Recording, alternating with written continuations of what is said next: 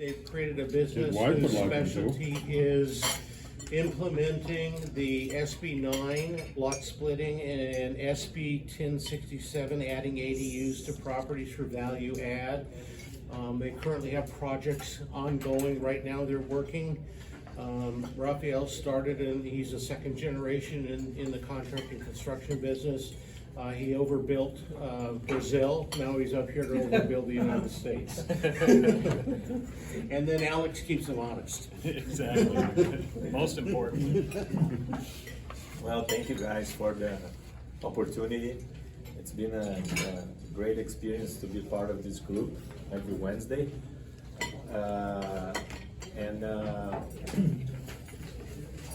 Like Greg said, I'm Rafael. I'm second generation real estate developer and builder.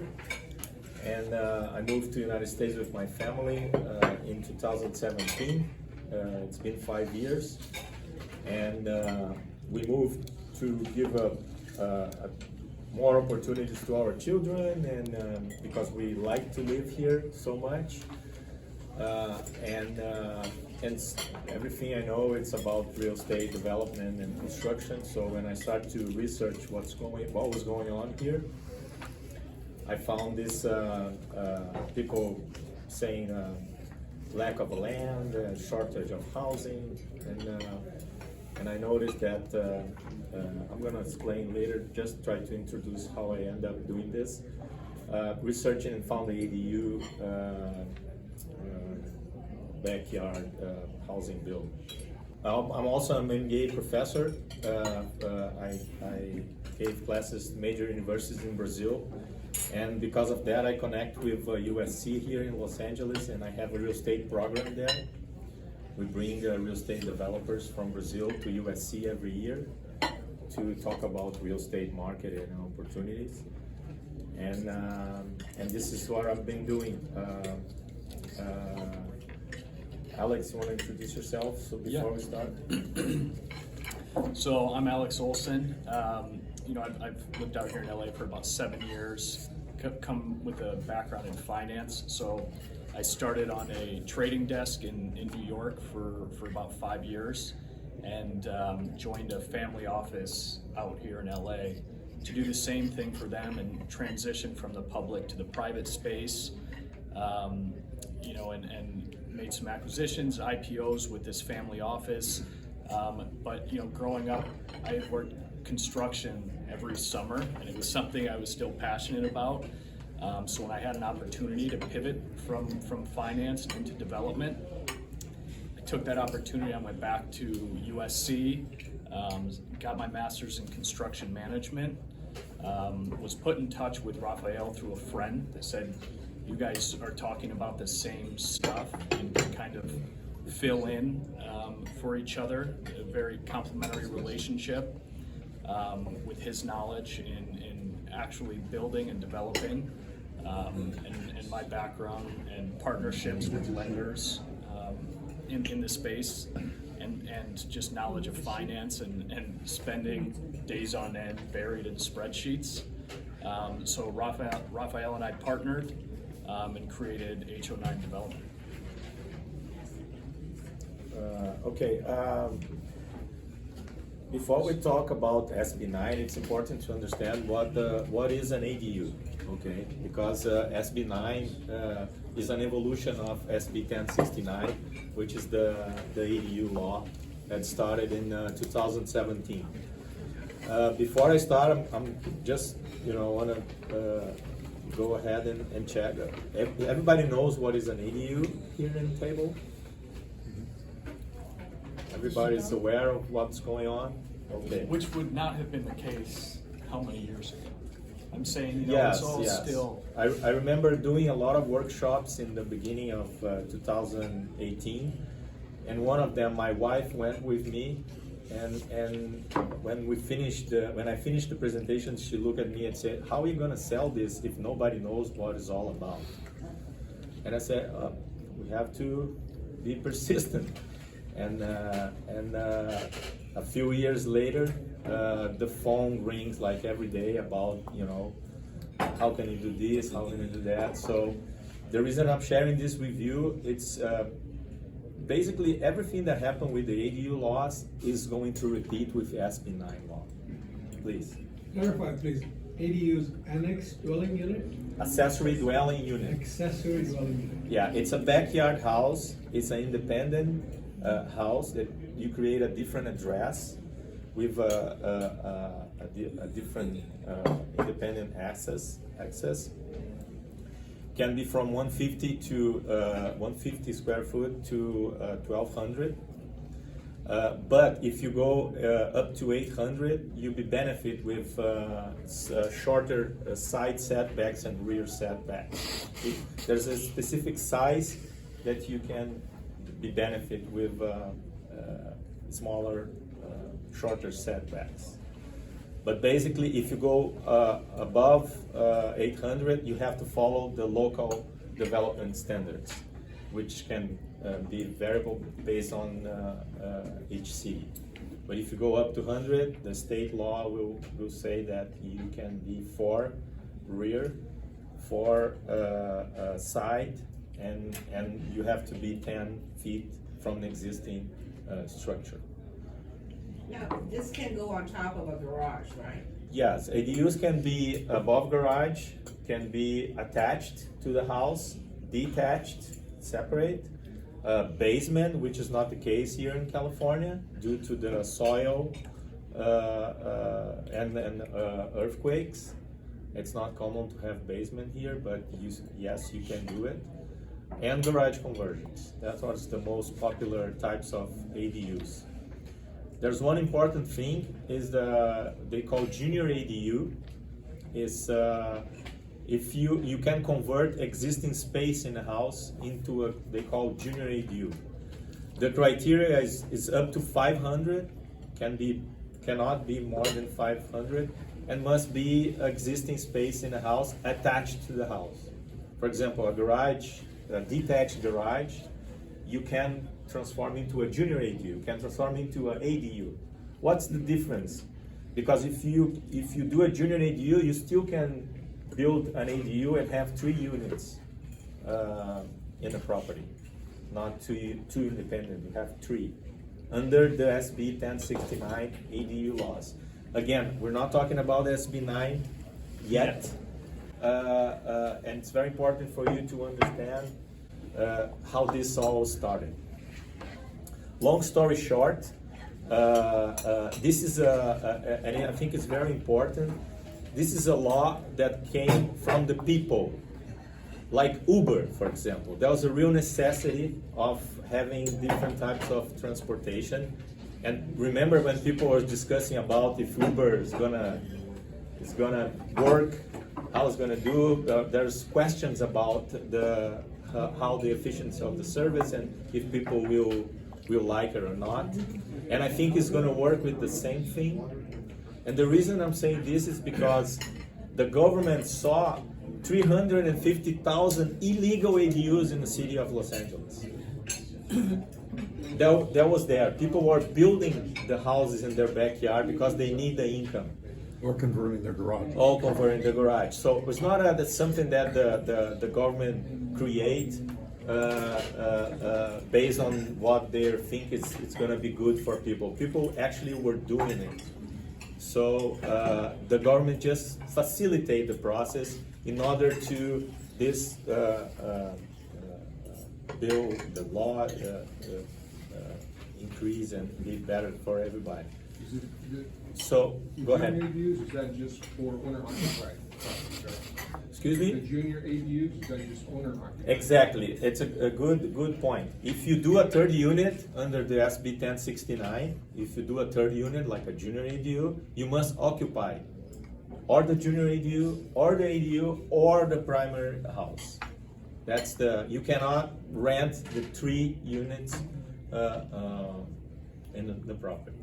Do you know can if there's do a the time limit, like, did you have to live there for 5 years, 10 years, or what? No, for the SB 1069, no. For SB 9, we're gonna talk later. You have 3-year owner occupancy for the lot split, okay? But not for, again, we're talking about the ADUs only, not the SB 9. thank you for bringing that. It's very, very important. So the ADUs can be a rental property we have already and turn it into 2 units? If you occupy one of the three, yes. But you have to occupy, One of the three, if you do three. If you do two, yeah. no, you don't have to occupy. That's the rule. So you mentioned that there's 360,000 illegal builds. Does that mean now we can make those illegal builds to be legal? Yes, you can, but there's a challenge for doing that because when you legalize, you have to go to the planning department and you have to go to the building department. Perfect. Yes, for the building department, for the planning department, it's gonna be fine. They ask you just the small things to do it, and you do it, it's fine. The problem is to put the building up to building code, because most of the illegal units didn't follow the codes for construction. So when you bring that, it may cost you more than you expected. So you have to make sure how much money you invest to bring up to code and legalize the unit. I'll give you a small example. Sometimes costs more to bring it up to code than starting it from scratch. Yes, demo and start from scratch. And because most of the garage conversions, you transform a non-livable space into a livable space, because you're building a unit for people rent or live there. By doing this, you change the code completely. You have to do a lot of things that you don't have to do for a garage. Reinforcement and that's all. So if you're willing to do that, I advise you to go to the city and check planning and building. And I'll tell you, the building will be the challenge. Okay. And they all have to be separately metered, right? They have to have a separate water meter. It's a good question because in the beginning it was an optional thing. You can choose to do it. Most of my clients choose to do because it's easier to charge for the tenants a separate bill, because you have a separate house with a separate meter. Everything is easier. They don't have to worry about billing. Yes. But now, some cities don't require that, it's an optional. Oh, really? And I know that my electrician, the company that work with me, they have now this digital meter that you put in a sub panel without having a separate meter, just to measure the amount of energy of that sub panel. I see. So it's cheaper. If you don't separate water, electricity, gas, it'll be less for cost for the construction, but again, you have to share all the bills and organize that. Probably, there probably is no incentive to bring it up to code unless they're gonna sell the property, because they'll be paying higher taxes, and I'm just thinking a lot of people are not gonna bring it up to code until they sell, and then they find that there's so many things that they have to either get rid of, change it, and then know they're gonna be taxed on all that. Yeah. That's my thought, my guess. Yeah, no, I agree, and a lot of the things that, because again, when I saw the opportunity of this law, I created a business called Plus Home to help the homeowners to build, because this law worked because it comes from an individual. A single person goes there and build a house. There's no public hearings, there's no bureaucracy. Most of the housing policies fail because it's big developments, a lot of hearings, takes time, against this, against that. So it takes time to bring this, it's a long process. But the ADUs start to grow fast because it comes from a single person. When I create the business, I create to help these individuals to build the houses. So the question you did, there's a lot of opportunities for appraisers, something that I would like to bring to this land investment group, because like I did in the past to create a business to help them, there's a lot of questions like that if you focus on and you can do something different because things are changing. It's definitely a game changer. So, for example, we're talking about lot split. What's the appraiser of the two different lots? And the lender give you money to buy the I don't want to, go to your part, but the lender will give money, a collateral is one property, and then you split it in two. How's going to be the mortgage for the other? So there's a lot of unanswered, can I say unanswered questions that depending on how you focus the work, there's opportunities for everybody. So. I think the whole piece with ADUs and the value of ADUs, it's still, you can talk to different appraisers and get a different idea how much value is it actually providing to the house. I think the realist way to look at it is, especially some of your clients that have turned it into an investment property and actually looking at that cash on cash return, that's a huge point. Or multi-generational living that it's created. Yeah. So I think appraisers are still digesting some of this and trying to put a value on. If you have a 1,500 square foot single family main house and you have an 800 square foot ADU, how much value is that really adding to the house?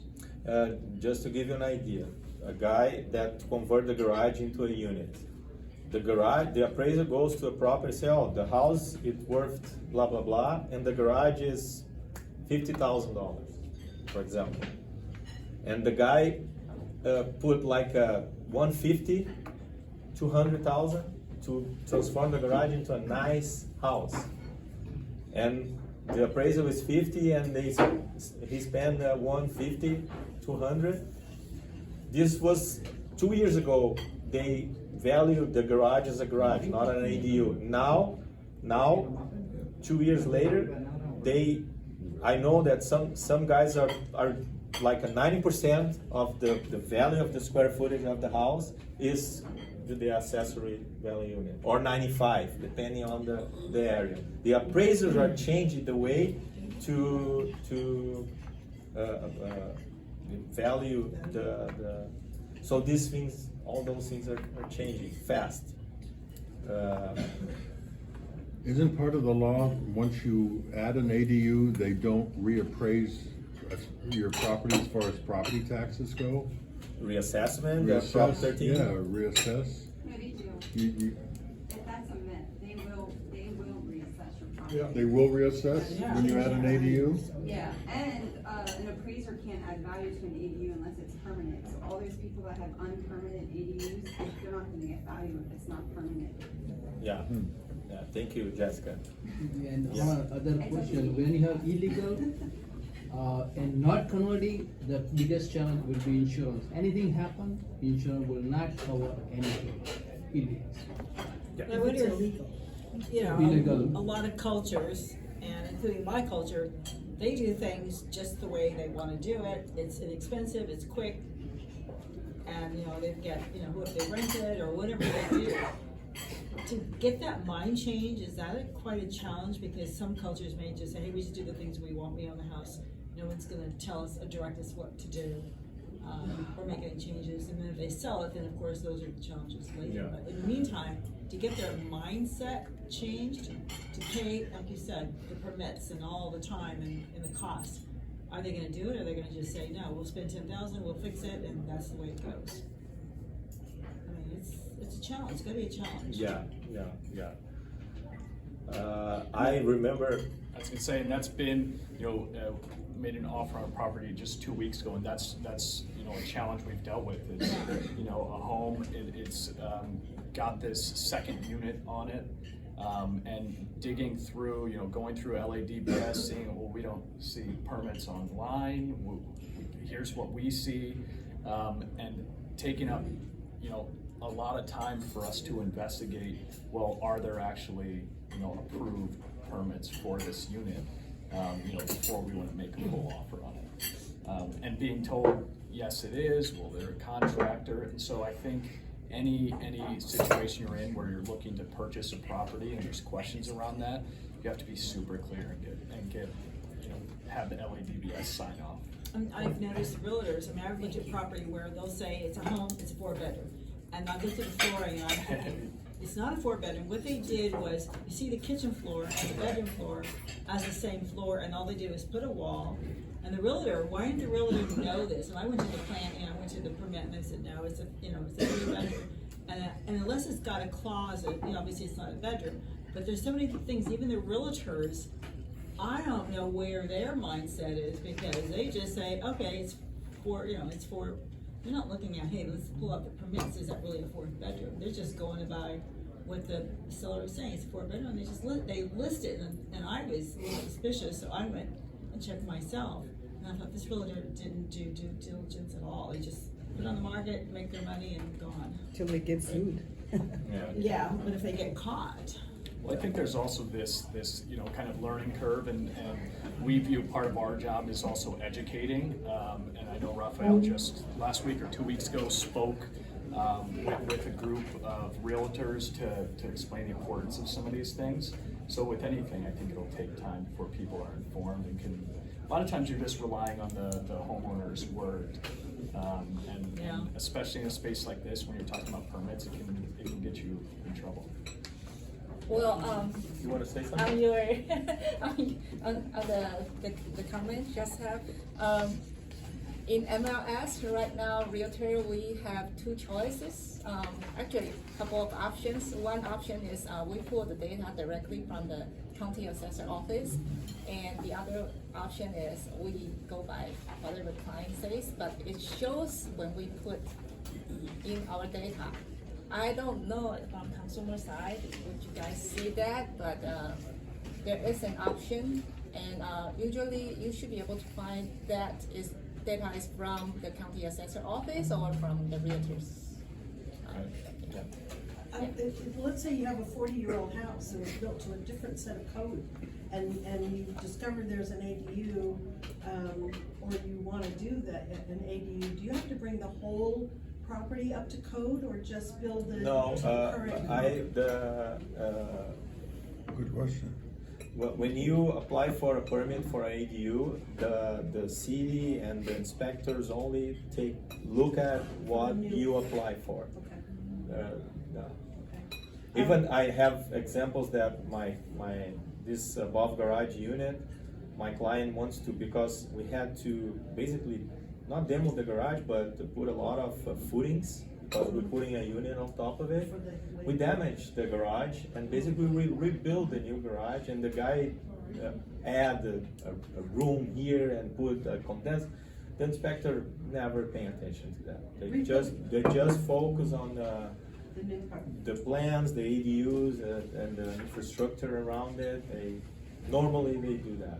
And what is the city of Los Angeles doing about these 350,000 illegal ADUs? Are they going after them, or making them bring it up to code, or giving them some time? They encourage. As far as I know, they encourage people to legalize that.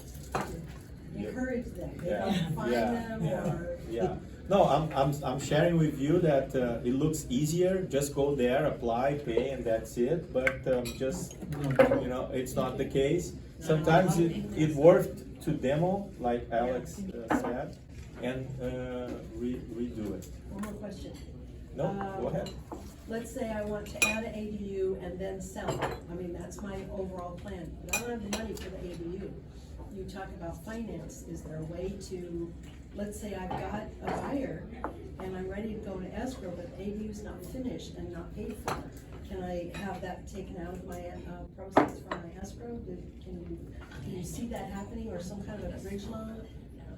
I'm not the expert on that field, but I can see that happen for sure. Yeah. And if I were you doing this, I would permit the ADU Oh, yeah. before building, Sure. invest a little bit of money to have the plans ready, and sell the package.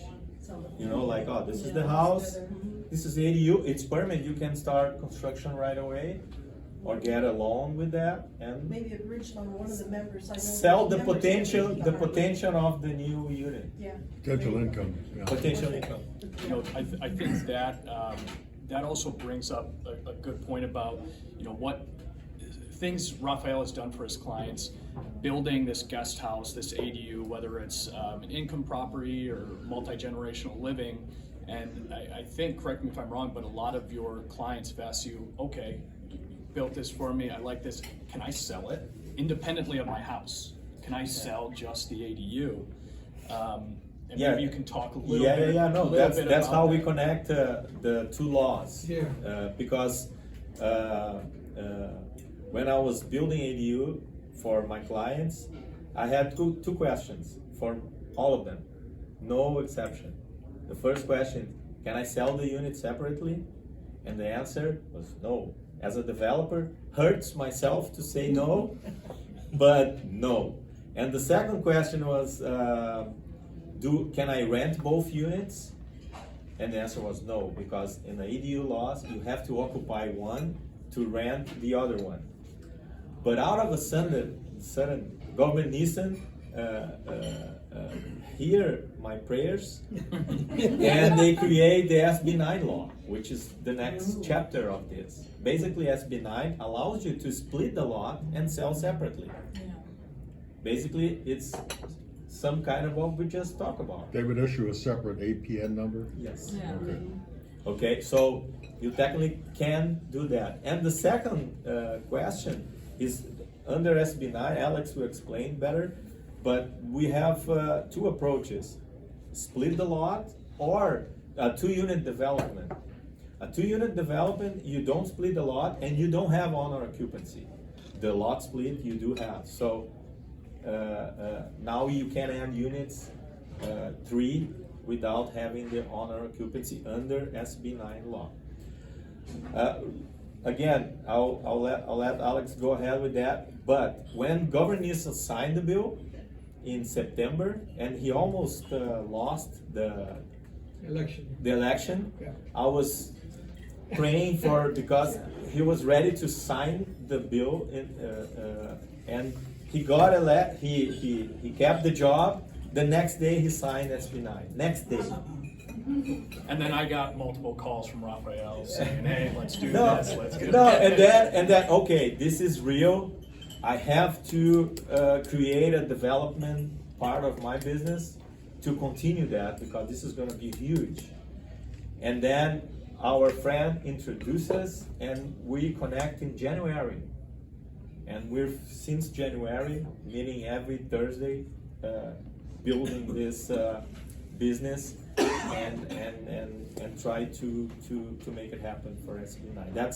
That's how, and my part, and I let you, Alex, go ahead. These with are almost that. like Regarding the SB9 and the ADU, there's a lot of houses, most properties have one driveway. How do you basically access the ADU if basically there's only one driveway? Do you have a lot of parking restrictions? Yes, you do. You do for ADUs again, and it is extend to SB9. If you build ADUs on the lots, and Alex will explain that, you have a 0.5 mile distance from public transportation. So when you submit your plans to the city, you have to show them, oh, my property is 0.5 mile from a public transportation. Public transportation means a bus stop. And then you show in the site plan, the first page of your package, you show that you're 0.5, 0.4, 0.3, and you don't have to add garage to your units you're adding. Or parking. That's Parking. the high density, that's the high density exclusion. They can park on the street? Yeah. Yeah. I think one important thing on the parking is, a lot of people are using the ZMIS, the new SB9 eligibility, click into it, look through and see all these yes, no boxes for does this qualify. I think, and we heard back from the city, but that's one of the areas that form can still be wrong. I'm saying a lot of times it'll say, is it within 0.5 mile? No. We've seen cases where it is, and going back to the city and confirming it. So I think they're working on that SB9 eligibility tool, the button on there to click for any APN you put in, but it's still a work in progress. So don't always trust that. One last thing, very important. ADUs are here for over 6 years, and I follow everything since the beginning. And I remember to go into city counters in the beginning, and they don't want to talk about it. They don't know what it is. And They are against it. Against it. Yeah. And then I had to, I was forced to learn that the housing policy is made by the state, and the city needs to provide a certain number of housing for the state. Some cities, all of them are behind. They have to do more what they're doing. The cities that are far behind are the ones that ADU friendly. Let's put it that way. The other cities will be more restricted.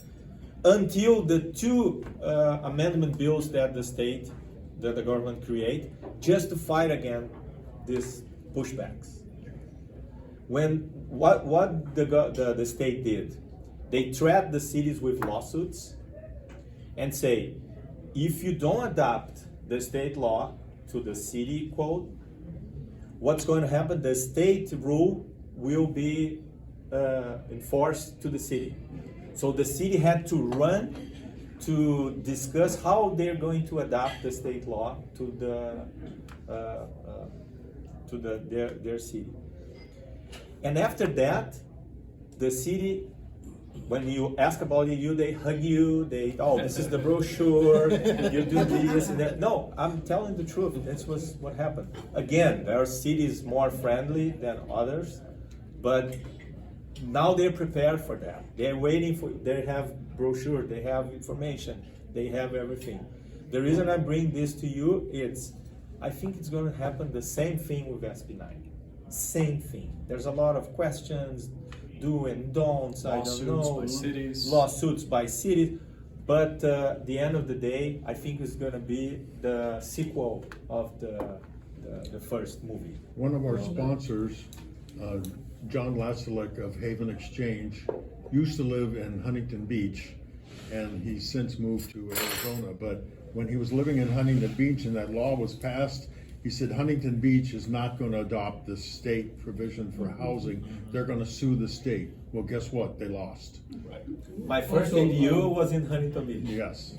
And he was adamant. He said they're not going to allow all this high density. They're not going to allow all this affordable housing in Huntington Beach. And they lost. There was a case on 60 Minutes about Redondo Beach. Same thing, they were behind by 2,500 units. And a guy who owned a refinery there, he shut down and he proposed that he would put 500 units in there.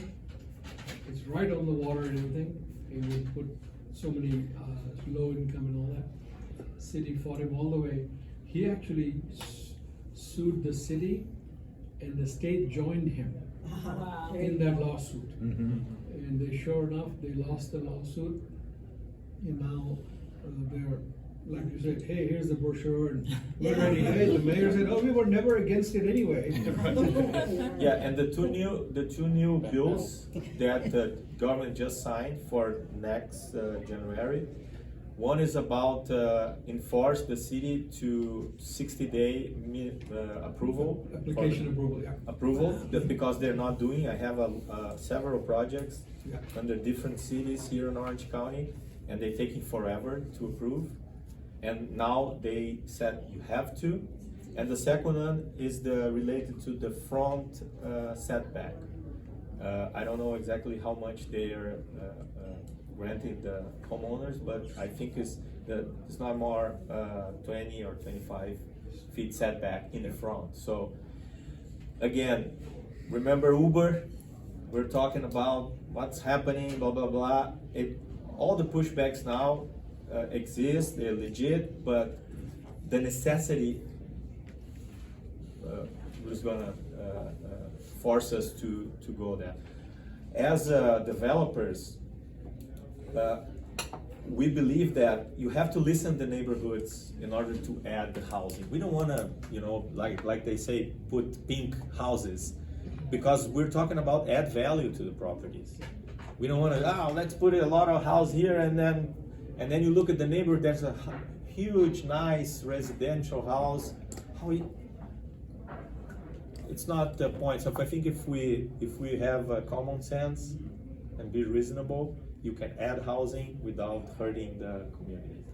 That's what. Maybe Alex can explain the lot splitting part because. Yeah, let's go. I miss my you just touched professor. on it I and don't it was stop talking. confusing. I have to. What about the lot splitting part? Yes, so like he's saying, when people have the ADUs, they're saying, can we sell it separately? What they've done is SB 9, when it was signed, there's two parts to SB 9. And this is a part to be super clear on, because I think people hear SB 9 and they just think higher density, more units. But it is clear. There's a 2-unit development option that falls under SB 9, and there's an urban lot split that falls under SB 9. There's provisions that apply to both of these. They're similar for the most part. There's just a few additional requirements for when you're doing an urban lot split, which I think Rafael mentioned, like the 3-year owner occupancy.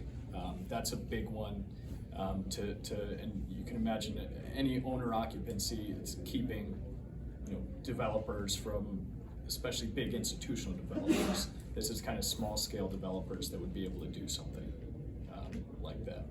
But the 2-unit development, so not the split yet, but the 2-unit development is now granting access to build a second, residential unit. So I'm saying 2 single-family homes on 1 lot. Mm-hmm. In some cases, and so that's all within the same APN. In some cases, depending on local objective standards, you can also add an ADU and a junior ADU. So there's cases that a single family without the lot split, still just focused on the 2-unit development, can actually be converted from single family to a 4-plex. And that's under one APN. And that's the 2-unit development. So there's no owner occupancy requirement in that case. The urban lot split, I know. Which one is that one called? The 2-unit development. Can be converted to 4? I think with people, they've asked us, wait, so can we put 4 on this 1 unit? Possibly. It depends on, obviously local setbacks. Size of your lot. The size of the lot, clearly, some of the requirements for the lot sizes are very small, where there's just no way you could possibly fit it in, and to think about setbacks, it makes no sense. But the second option, the urban lot split, that's allowing you to actually split the lot and sell the other piece, really do whatever you want with that other piece.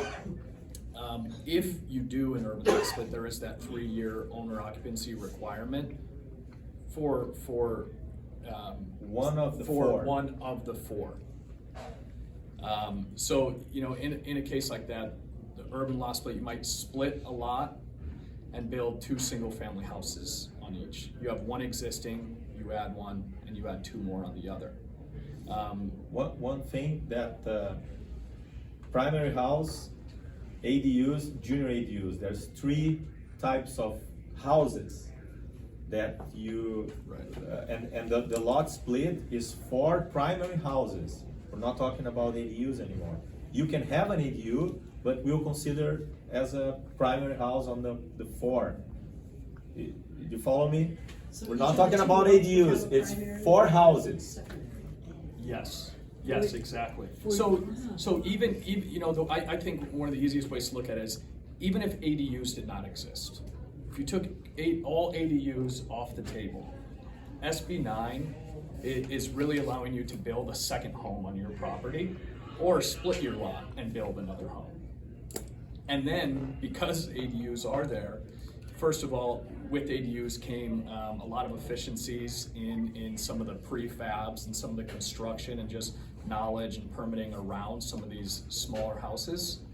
But now it's also allowing, in a case like this, applying the ADU laws on top, or SB 9 on top of ADUs, it really increases the density. I mean, it's kind of it's really accelerated that.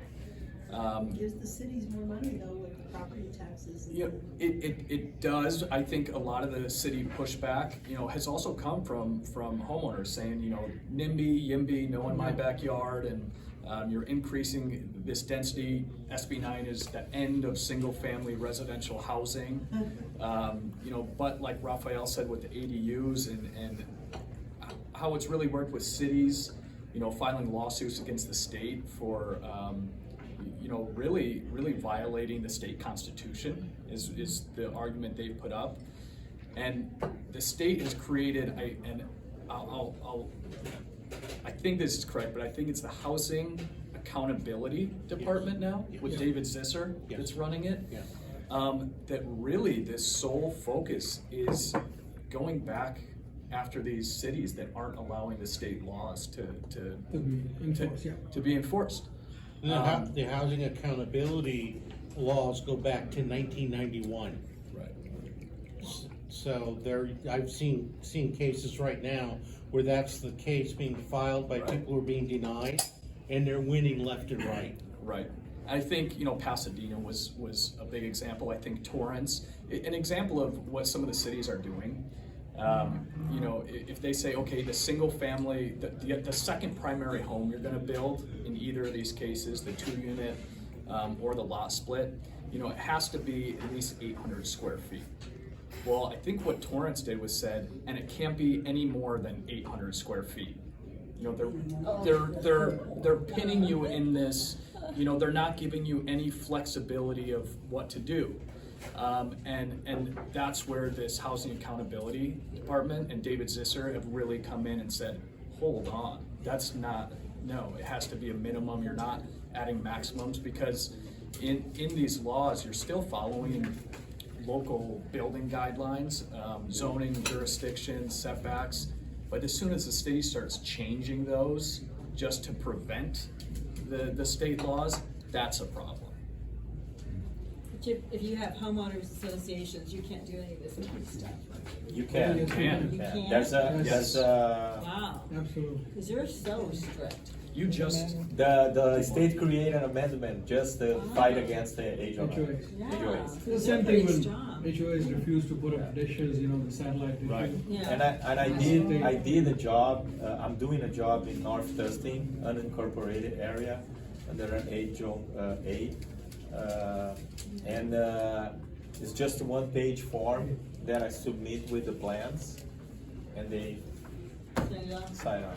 Yeah. Of course, part of my job that I believe is, because we're adding value to a property, is to make the ADU looks like the house in a way that the architectural concept is still intact.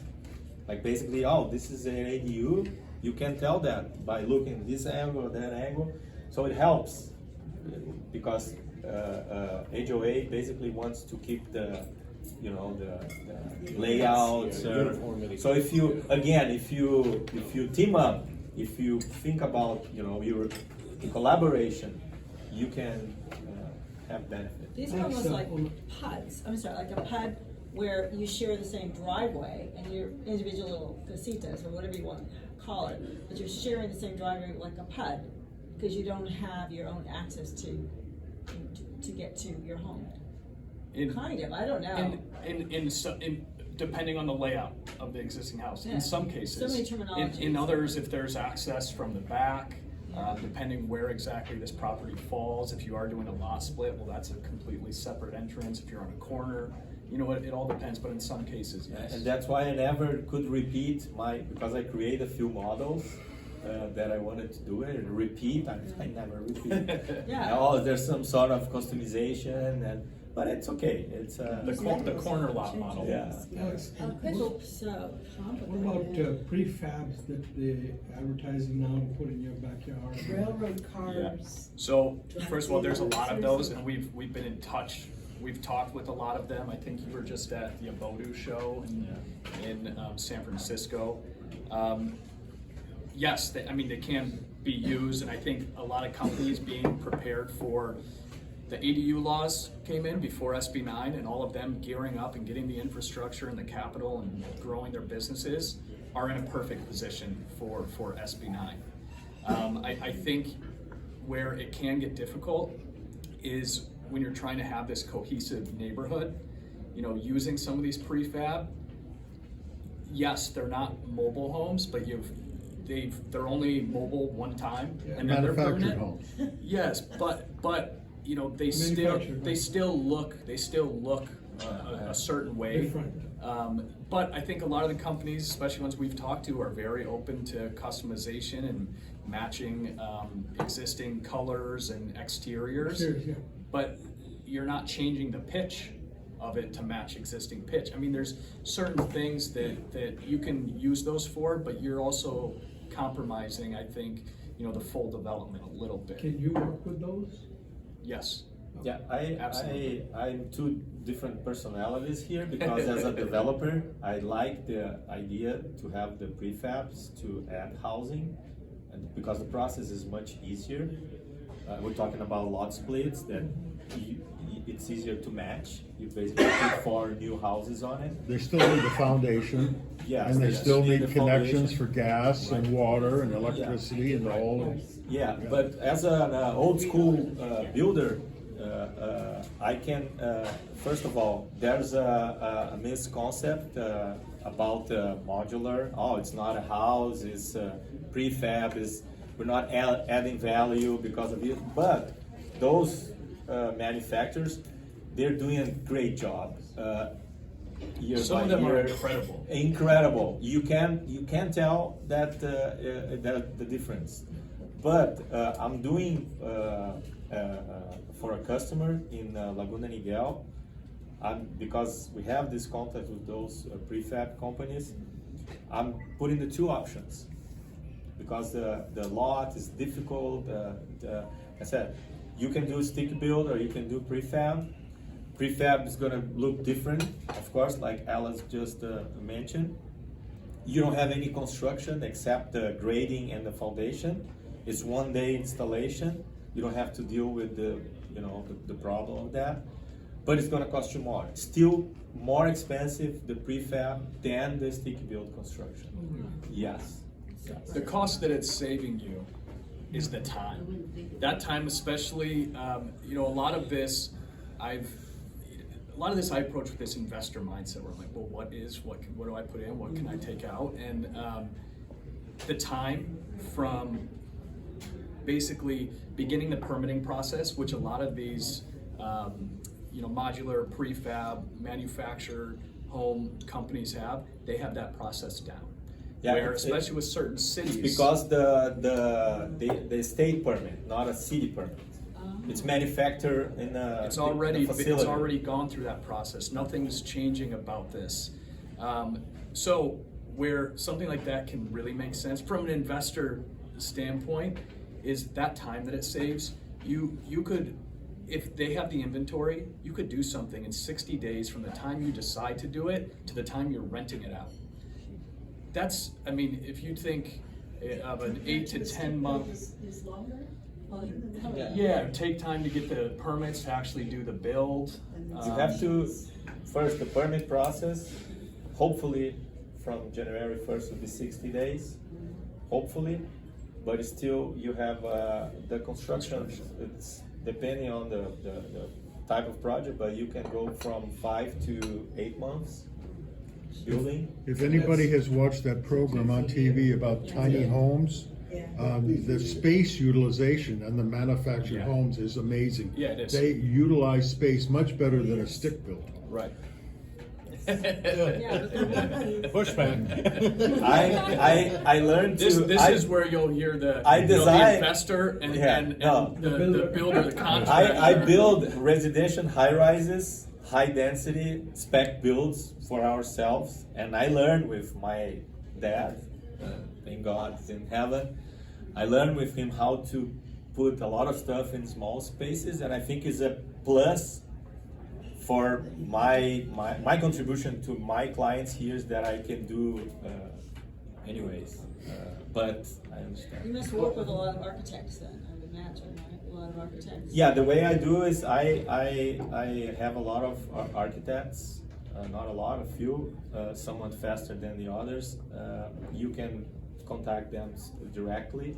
I just do a visibility study because of that, to suggest the best size, number of bedrooms, because people think that the bigger the unit, more rental it's gonna collect, but it's not true. No. You have to check the rental market in that area, and sometimes it makes sense to do a smaller unit, because the smaller unit is less dollars invested overall. It's more expensive per square feet, but less dollars overall, so the return on investment would be higher. I would smaller. think a resale would be much better, like the traditional stick versus prefab. When you go, if you wanna sell it, people want the solid home. Some of these are Very good. very good. Really? Some of them are, yeah, pretty amazing. Yeah, We being went and a, watched being an a install a few stick weeks ago. builder, the technology that they're changing, the prefabs are so nice Yeah. that I start to think about adapt the primary house to the layout of the prefab. You know what I'm saying? Like especially these old stucco houses. If there's a siding, why don't you put a siding here and you match this? Because they're so good. I'm kidding, of course, but sometimes, okay, let's. I guess earthquake proof and all that, they obviously. Yeah. So I have a question. So you mentioned about a 4-unit, we can be like 4-unit. So does that mean that we are not limited to 1,200 square feet ADU for the whole 4 units? Again, the ADU laws, SB 1069. Okay? Okay. ADUs. The lot split for units, it's SB 9. That's a different law. Okay. So. So if we don't split the lot, we can still build the 4 units? Yes? or You no? can still get 4 units, but not 4 primary houses. You can get 2 primary houses and possibly an ADU and a junior ADU. Oh, okay. If in what I've handed out, there's this page with the diagrams, and some of our printing is thrown off, so things are on multiple pages. But if you look at this page, what we showed here is the minimum. I'm saying this is the minimum that you could do. This is just talking about primary houses. So ADUs could be added on top of each of these scenarios. Okay, If- so, if so we can do lo- 2 if it can be primary house locally and then permitted. 2 ADU. Possibly. Okay. I never want to say yes, you can, Okay. for sure. But this is something to do Possible. what we just discussed about if the city is friendly about this, and you know, the density, and that's why it's important. My advice to you: go straight to the source. We put together materials for you based on what we're doing, but for every new lot that we have, we go straight to the source. We talk with the city of Los Angeles, where we're working with. We talk with people. We ask questions again and again and again, and to make sure we can do. And still, I help a client, an investor in San Clemente. He wanted to buy a property there, and there's a coastal exclusion there. I think I mentioned that before. There's a coastal exclusion, and when you see a coastal exclusion, it's nice because you don't have to go all through the process of a coastal community. And the guy bought the property to add the units, and end up that they require a coastal. Out of a sudden, and we said, okay, but we met, we talked. No, but this and that and that and that and that. So it's part of the job, and it's the risk. With coastal exclusion, you cannot do that, or? No, we have to go to a coastal commission hearing. For years. It's a process. Go. Yes. Yeah, it's like root Worse canal. than an HOA. It's like root canal. That's the worst. So yeah. Oh, as far as cities, a lot of cities, I went to Fullerton after I found out about the SB 9, and I talked to, went down to City Hall, and they asked nobody, talk to this guy, and nobody hardly knows about this SB 9. I have a lot in Raven Hills up here in a prime location, has been sold for over 100 years, but it's 140 feet wide by 220 feet long. Wow. So I got basically a prime location up in the hills, so I'm thinking I could split it, put 2 houses on it, and add value to the sale. Right. But I can't get any feedback from Fulton, because I keep calling them and they say, talk to this guy. I don't know about SB9, talk to this guy. Welcome to the club. Yeah, I was gonna say, we can, you know, have coffee or beers and go back and forth with those horror stories. That's why I'm saying for that hours. this is the sequel of the movie. This is exactly what happened with ADUs 6 years ago. They and So, yeah. so do you have to go through different set of rule when you do the lot split versus you don't do the lot split? Well, so there's provisions that apply to everything. What zone can you do these in? Single family residential. You can include R1, RA, you know, I don't have all of them in front of me, but single family residential zones. Those apply to both. When you get down looking at each of them, there are some different requirements. So like I mentioned with the lot split, there's a 3-year owner occupancy requirement. You know, something else that might come up is if one of the units was built before, say you have a 2-unit property, if one of them was built before October 1st, 1978, you know, it'll fall under the RSO, the rent stabilized ordinance. In that case, there are certain rules about altering or demolishing one of the existing units. So there are, I'm saying the more you look at some of these, there are a lot of, it's not so much hurdles, but there's a lot of check boxes that you have to go through to make sure something is worth it.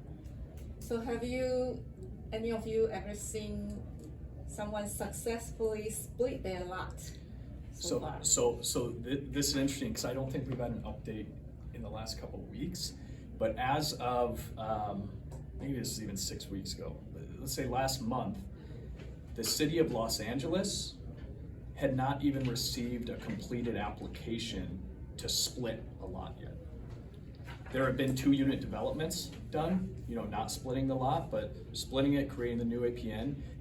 It's not that one hadn't been approved. They hadn't even had a completed application for it yet, which just shows really how new it is too, but also think about who would be submitting an application to split a lot, because there's a 3-year owner occupancy. So it's really gonna be a homeowner.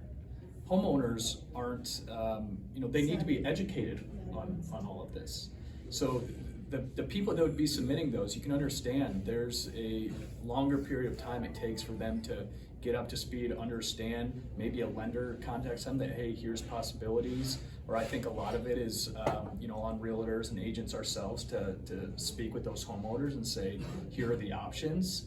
Or small scale developers, you know, single family neighborhood developers, you know, like ourselves that can go in and if we're gonna split it, we're happy to hold one of the units for 3 years. And that's how I mentioned about the opportunities that we all about to see in the next few months, because there's a lot of new service to be provided to people that will need to move forward with that because of that. Just Alex. You said we partner. How does it work on that concept?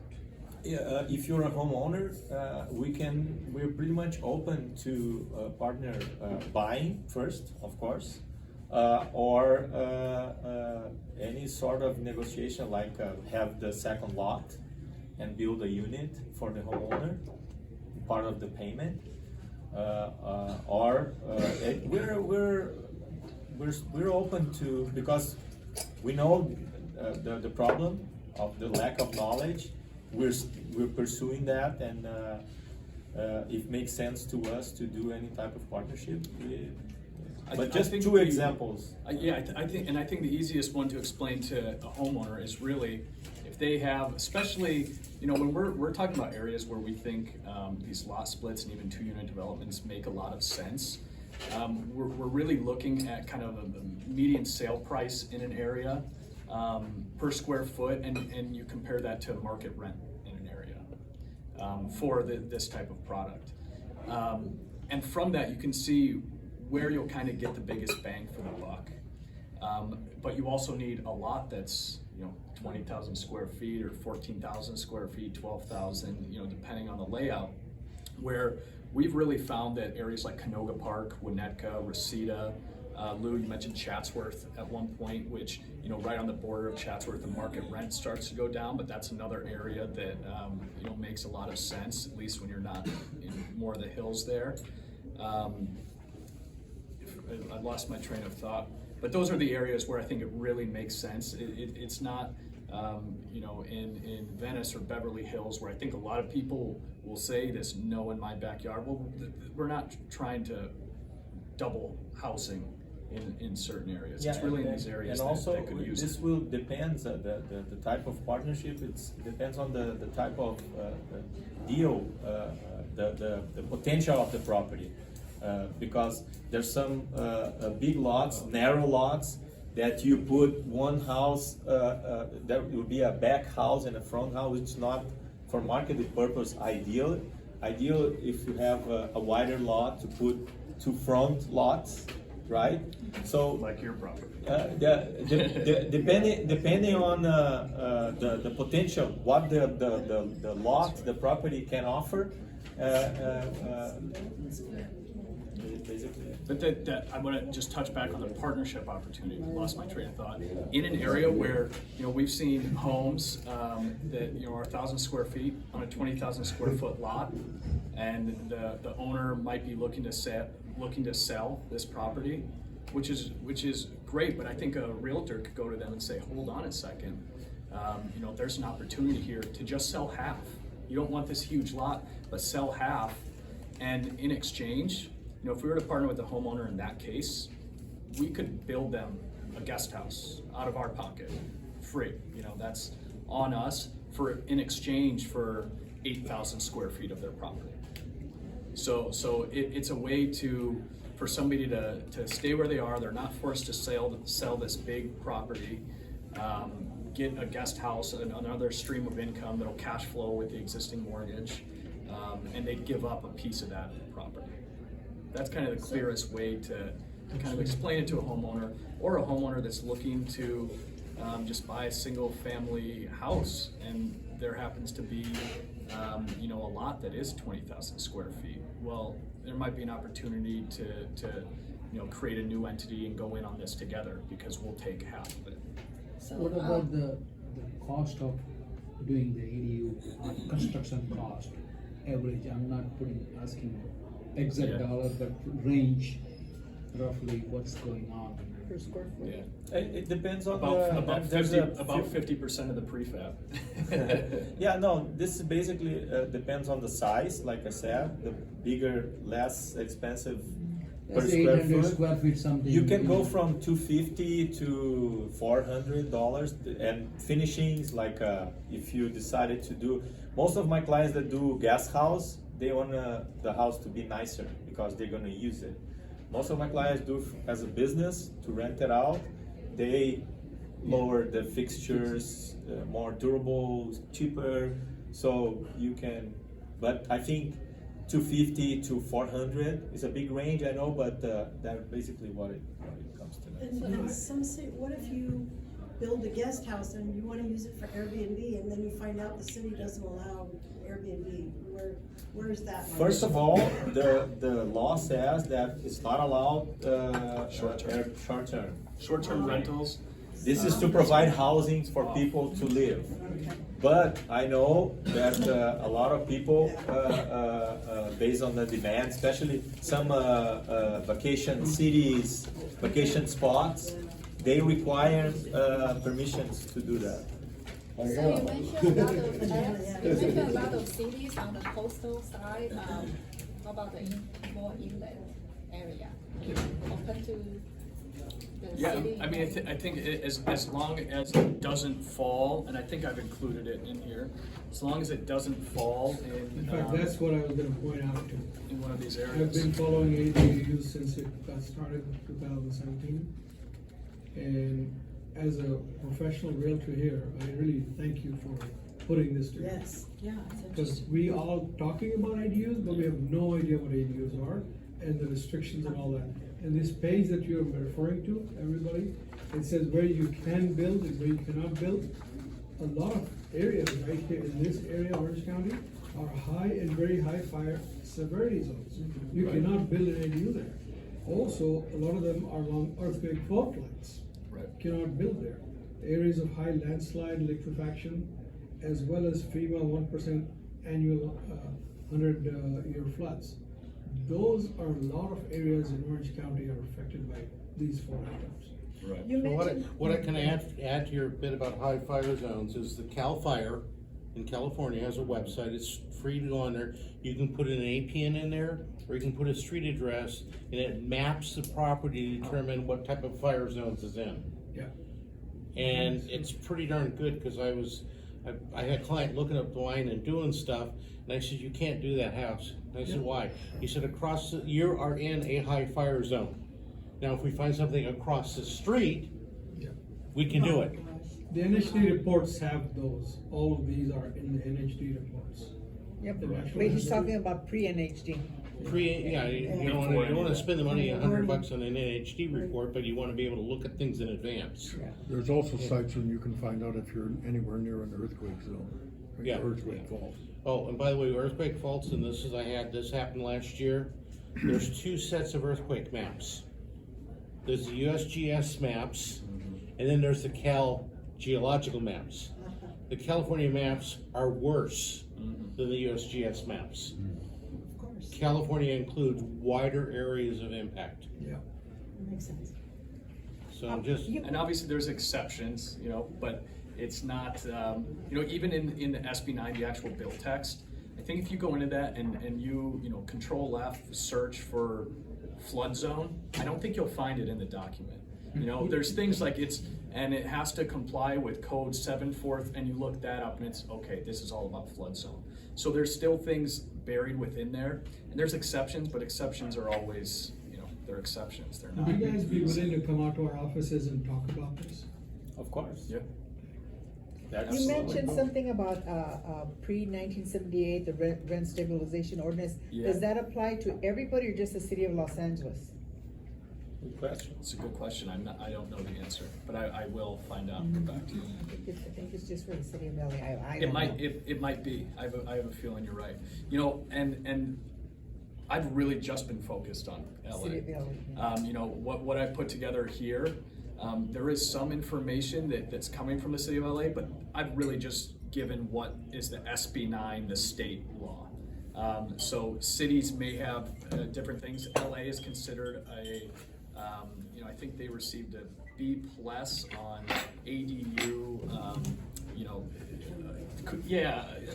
They're kind of, they get graded on this scale of how friendly is LA to accepting ADUs, and they're pretty high on the list. But everything I've given is really just at a state level, so it's not applying to any specific city, except what I've mentioned out loud about RSO. So you're a one-stop, I wanna build an ADU on my property, I have no idea what I want or anything, and you do the whole thing. You counsel with us and. Can't take you anywhere. Do the permits and go build it and everything. I'd be happy to take a look at and show the possibilities. What if I have plans drawn up already by an architect? It's okay. Maybe we take it from that way. Plus Home, with two different companies, Plus Home. Yeah, that's something to give you an idea what he's saying. He's had, he's been a contractor out here. He's been doing this for clients. Something like that is more. If you're just looking to get an ADU built, it's more Plus Home builds. The construction part of our business is Plus Home, and the development is John. Yeah. And Rafael, as a property manager who manages rentals, you don't want to say cheaper fixtures, you want to say more sustainable. Okay. No, and it's important, Louis, because when you choose a roof, you have a 10-year warranty roof, 5-year, 15-year, the price change. And if you talking about property management, You have to figure want it to last. Cost versus Yes. how many years it's guaranteed. Thanks. Yes. I think one thing, and Kathy, I'm glad you mentioned, about is that LA or also Orange County. LA has put out now this fact sheet, on SB9 that has a lot of questions and answers, and it's good. I mean, it's great. I didn't hand this out today just because it is only LA, but it's worth looking up Orange County SB9 Q&A or fact sheets and looking, because it is all different, but they go into such detail in these, about everything that can or can't be done, or background, or how will this affect things, that it's very useful. And a few important things I want to share. First of all, as a professor, I learned that most of the housing development follow the same path in cities all over the world. Basically, the big city dictate the trends, what's going on next to it. So I think the Los Angeles case is super good for us to understand what's going to happen next here. So I encourage you to pay attention to what's going on there. Also, this law, we copied this law from Canada, Vancouver. And right now, and the law is coming south, like it started in Vancouver, and then Oregon, Washington, California. In Vancouver, now 35% of the single family houses has an ADU, 35%. In California, 1% of single family homes has an ADU. If we follow that path, we're going to have in the next decades over 300,000 ADUs just in Orange County. Why I'm sharing this with you? Because today it's difficult to compare. There will be a different type of house here among us, and today it's difficult to compare value, potential, market value. But the more time we go, easier, and the sooner you guys start to advise your customers, why don't you buy this property instead of buy this? Because this, even if you don't do anything right now, you have the chance in the future to do it. It's more valuable. So, and imagine if you don't say this to your customer and he buy the property with less potential. They're gonna blame you forever for not sharing that information. Plus, a lot of children, they can't buy a house. You know, people who make $100,000 a year can't buy a house, because so they can build a house next door. The parents could, or they could, and they can share it. That would be my sales pitch. And there's a lot of, I think, a lot of the ADUs are used for the generational living. I think, and that's as ADU stand. I think with SB9, it's only increased that possibility even more. Especially if you have this lot and you split it, but you've got a separate APM, but you're keeping it within the family, and just creating an option that, we can sell these separately someday. We don't have to sell these, as a package deal. And I think, the state has looked at this and thought, we can, just through SB9, their studies are always changing, but we can add up to 1 million new housing units, which is, insane.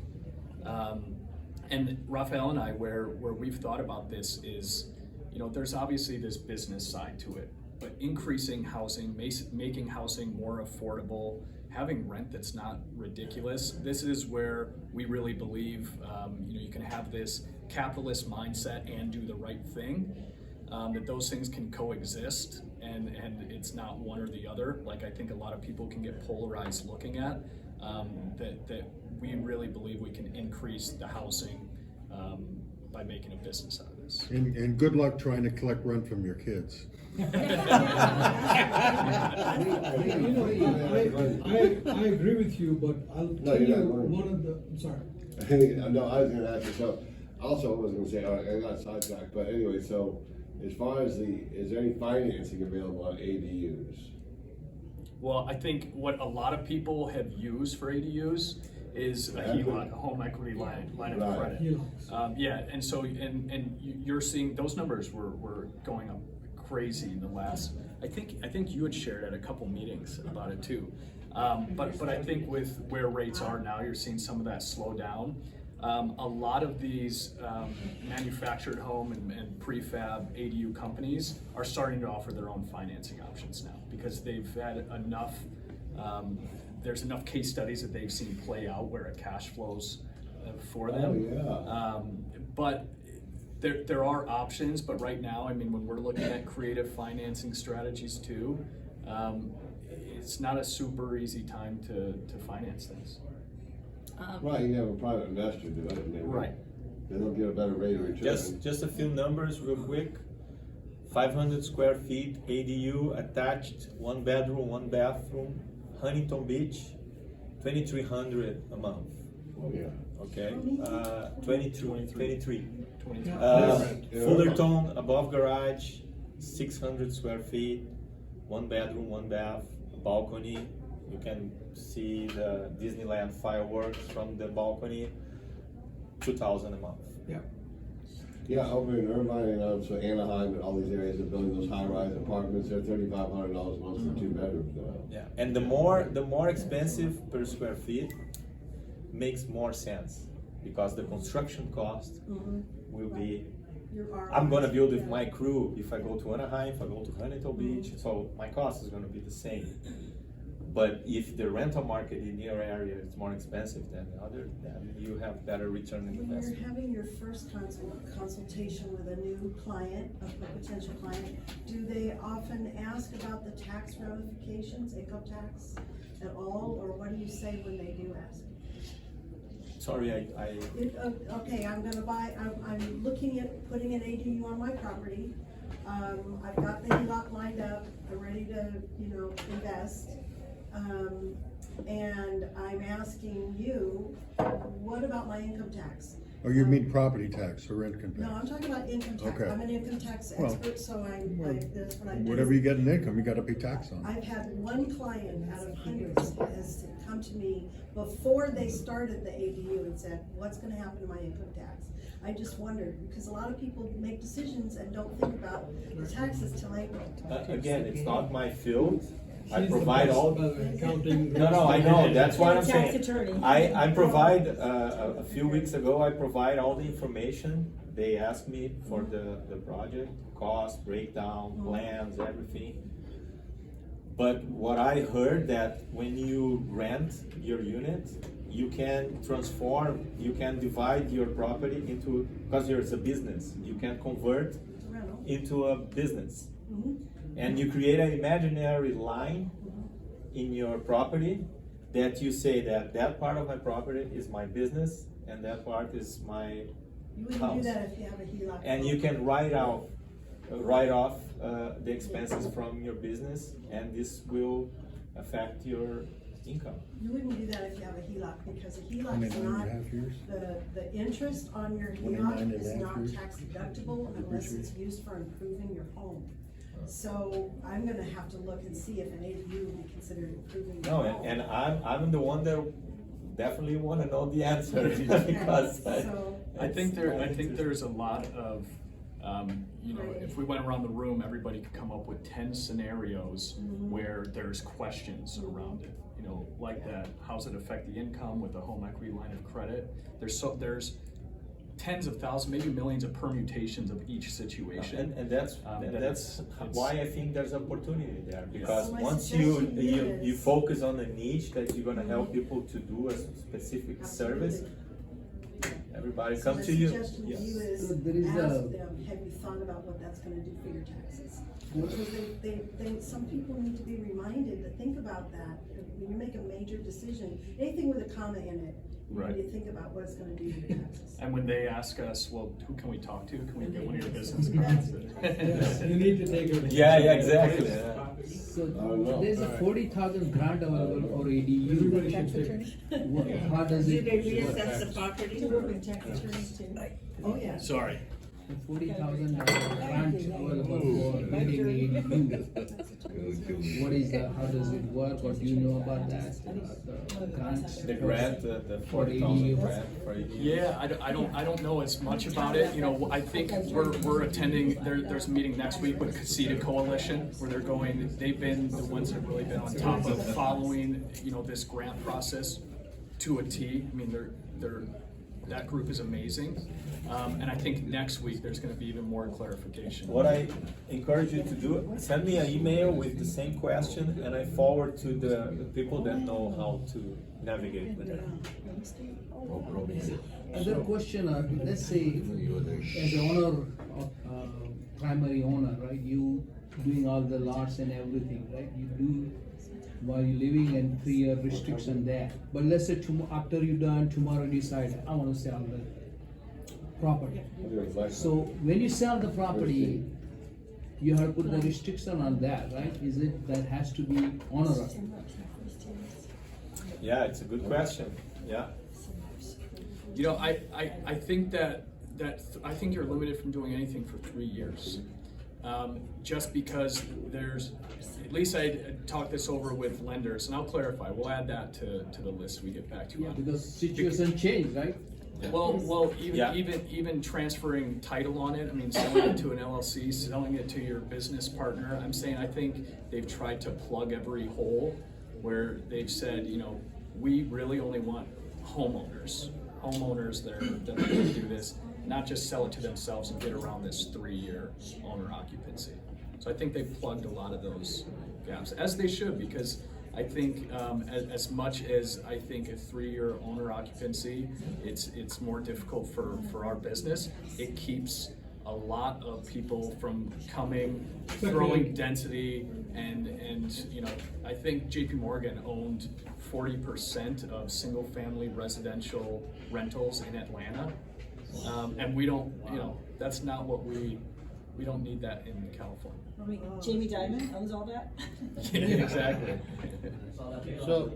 So some things that you may want to consider when you're talking about this stuff with like the lot splitting, SB9. Yeah.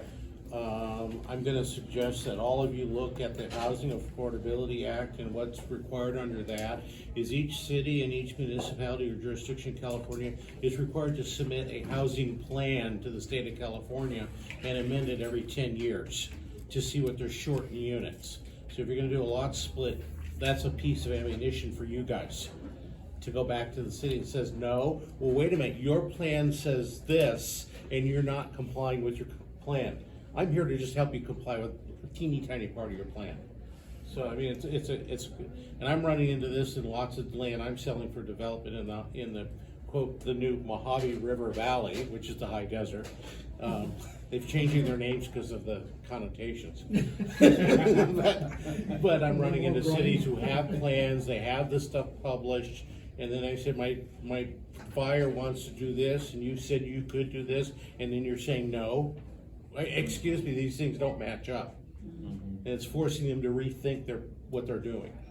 So I they, mean, they want to keep this from being something that speculators take over. Right. They want homeowners to benefit from this. Yeah, and I think in you know, the discussions I've had, at least with city planning, lenders, title companies, the goal of this is to increase housing. But they don't want to, you know, start rolling this ball in a direction where it's really taken advantage of. So to protect that from especially institutional speculative. Is there any way they can enforce it if the owner wants to sell within 3 years? So the way they're enforcing it is you know, signing an affidavit.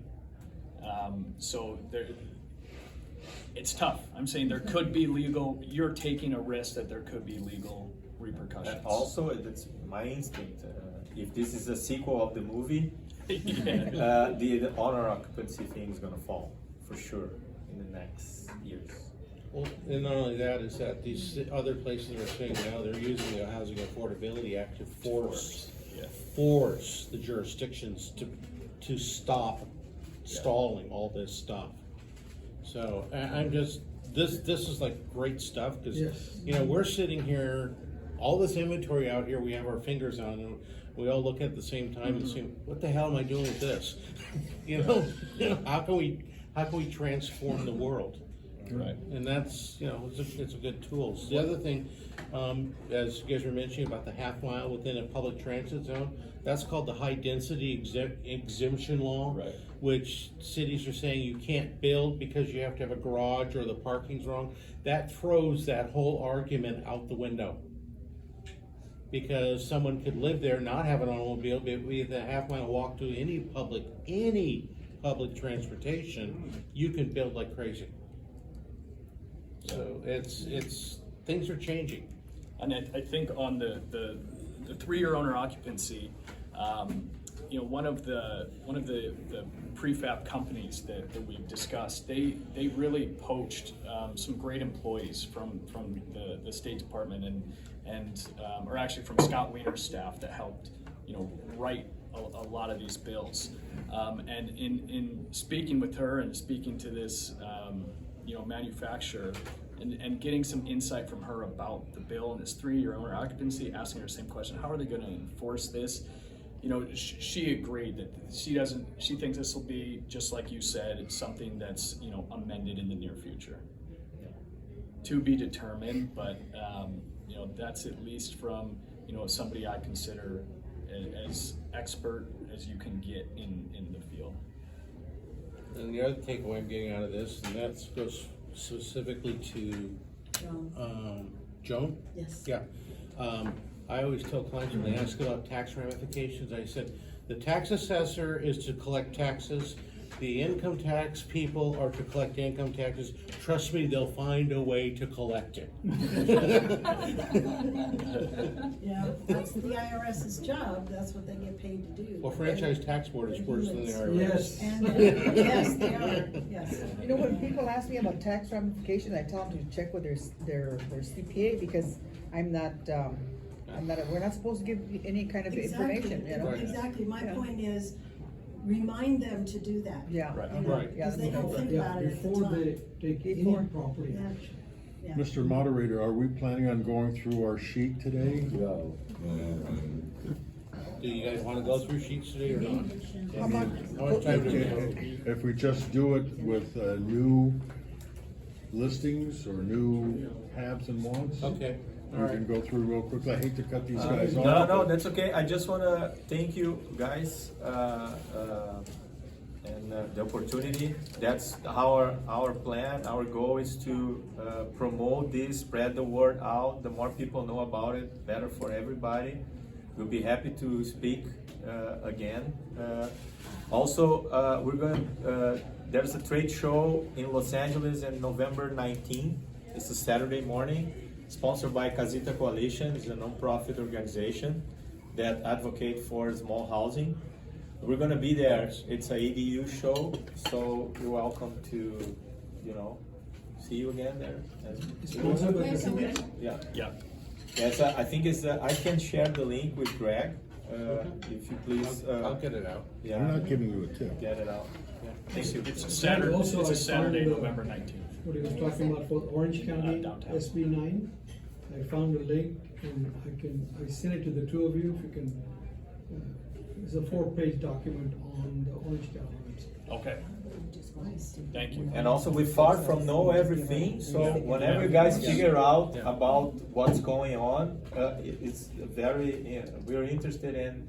If you share with us, that would be appreciated. And the questions, I mean, lobby Yeah. the questions in, because I think with all those questions, we're learning something, or creating a new contact out of it, and building more credibility with certain city planners, and, you know, kind of all becoming experts. And So do you have a database for every city of all their different requirements? So We someone sits there and- we have a lot of stuff. We're talking about this before the meeting and create our own database based on our research. We'll probably do that. it's also tough to keep up Yes. with things changing. That, you know, does that become our job as, you know, database, you know, controllers and management, or do we want to spend it buying these properties and converting them, where it becomes a, you know, it's almost something that we want to get that maybe we outsource. Just the two of you, because I mean, I know someone who built my database of my tax clients, and he uses Access, which is very easy to use, to learn how to use, and he can build the database for you, and maybe even be the one who watches the laws and updates you. You know, Great idea. Unless you're doing that yourself, and you know, that's something, it's all about when you're an entrepreneur, is delegating as much as you can, right? Right. So, yeah. Well, I think that's where we've relied on, you know, organizations like Casita Coalition that we really believe in, that, that has, people that if they say this just changed here, we can trust that, and we know that. But yes, it's just Rafael and I, and we haven't, we just talked about that today, but we haven't spent much time thinking about that being one of our goals just yet. And they're publicly funded, so. Right. They have a lot of money. Right, and Casita Coalition, speaking with Jeremy and some of those guys, I mean, at a national level now, there's more and more support for Anyone the can work be a they're member. doing. You can be a member. It's Where are they out of? 500 a year. Where are they based out of? Bay Area and Los Angeles. They have an office. The headquarters in San Francisco, but they are in Los Angeles. They're so informative and so responsive. You can get in touch with anyone there quickly. I think it's one of the best organizations for understanding some of the housing laws in California. Yeah, cool. All right, I want to thank Alex and Rafael for this Yes. very. Thank you.